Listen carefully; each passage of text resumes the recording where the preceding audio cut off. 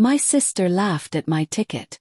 The platform reeked of diesel and desperation, a cold November wind slicing through my coat as I clutched the train ticket in my trembling hand.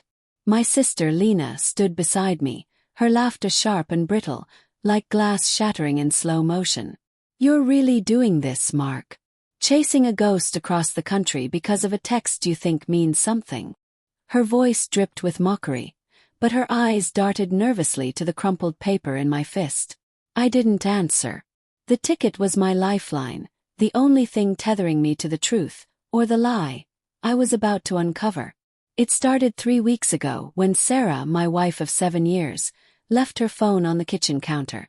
A single notification lit up the screen. "Meet me at the usual place. Midnight." No name, no context, just a number I didn't recognize. My stomach churned, a primal instinct screaming that something was wrong, but I shoved it down. Sarah was the woman who'd held my hand through my father's funeral, who'd laughed with me over burnt dinners and whispered promises of forever. She wouldn't betray me. She couldn't. But doubt is a slow poison. Over the next few days I noticed things. Her late nights at the office, the way she'd angle her phone away when texting, the faint scent of unfamiliar cologne on her scarf. Each clue was a pinprick, easily dismissed on its own, but together they formed a wound I couldn't ignore. I rationalized, told myself it was work stress, a new perfume, a misunderstanding. Yet every night as she slept beside me, her breathing soft and steady, I lay awake, my mind replaying that text like a broken film reel. Lena had been the one to push me. "Check her phone, Mark," she'd said over coffee, her voice low, conspiratorial. "If you're wrong, you'll sleep better. If you're right." She didn't finish, but her eyes held a flicker of something. Pity, maybe, or guilt. I'd hesitated, my fingers hovering over Sarah's phone that night, the weight of betrayal heavier than the device itself. But I did it. I scrolled through her messages, my heart pounding so loud I thought it would wake her. The texts were vague but damning. "Miss you already. Can't wait for Thursday. Delete this after reading." My world tilted, the ground beneath me cracking with every word. The ticket in my hand was for a train to a small coastal town 3 hours away. Sarah had told me she was visiting her cousin there for the weekend, but the text suggested otherwise. I hadn't confronted her. Couldn't.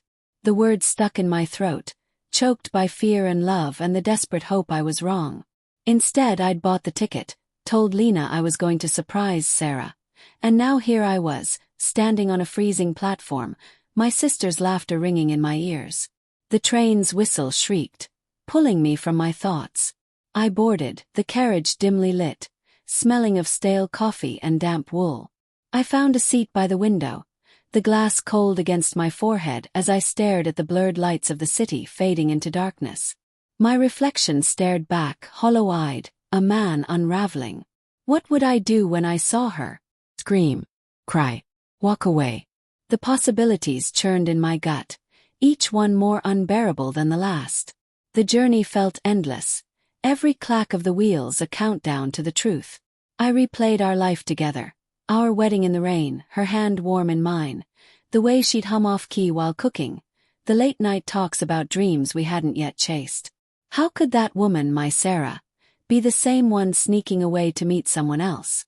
I wanted to believe it was a mistake, a cruel trick of my imagination, but the texts burned in my memory, undeniable. When the train finally shuddered to a stop, the coastal town was cloaked in mist, the station's single lamp casting long shadows. I stepped onto the platform, my breath visible in the chilly air. The town was quiet, save for the distant crash of waves and the faint hum of a bar down the street. That's where the texts had pointed me. The anchor, midnight. My watch read 11:47. I pulled my coat tighter and started walking, the gravel crunching under my boots, each step heavier than the last. The anchor was a squat, weathered building, its neon sign flickering like a dying star. Through the fogged-up windows I saw her. Sarah. She sat at a corner table, her auburn hair catching the dim light, her smile soft and intimate as she leaned toward a man in a navy jacket. My heart stopped, then lurched forward, a wild thing caged in my chest. I wanted to barge in, to demand answers, but my feet were rooted to the pavement. I watched, frozen, as she laughed, her hand brushing his arm in a way that was too familiar, too tender. Then the man turned, and the world tilted again. It wasn't a stranger. It was Lena's husband, Tom. My brother-in-law. The man I'd shared beers with, who'd helped me fix my car, who'd stood beside me at my wedding. The betrayal wasn't just Sarah's. It was his too, a double wound that cut deeper than I could have imagined. I pushed through the door, the bell above it jangling like an alarm. The bar fell silent, heads turning as I strode toward their table. Sarah's eyes widened, her face draining of color. "Mark," she whispered, her voice trembling. Tom froze, his hand still resting on hers, guilt written in every line of his body. "Why?" The word tore from my throat, raw and jagged. "Why him? Why this?" Sarah's lips parted, but no words came. Tom stood, his chair scraping against the floor. "Mark, listen, it's not." "Don't," I snapped, my voice shaking with rage and heartbreak. "Don't lie to me." Sarah's eyes filled with tears, but they weren't for me. They were for herself, for the life she'd shattered. "I didn't mean for this to happen," she said, her voice barely audible. "It just did." I laughed, a bitter, broken sound. "It just did. 7 years, Sarah. 7 years of us, and you throw it away for him." Tom stepped forward, his hands raised like he could calm the storm. "We didn't plan this, Mark. It was a mistake." Mistake. The word echoed, hollow and meaningless.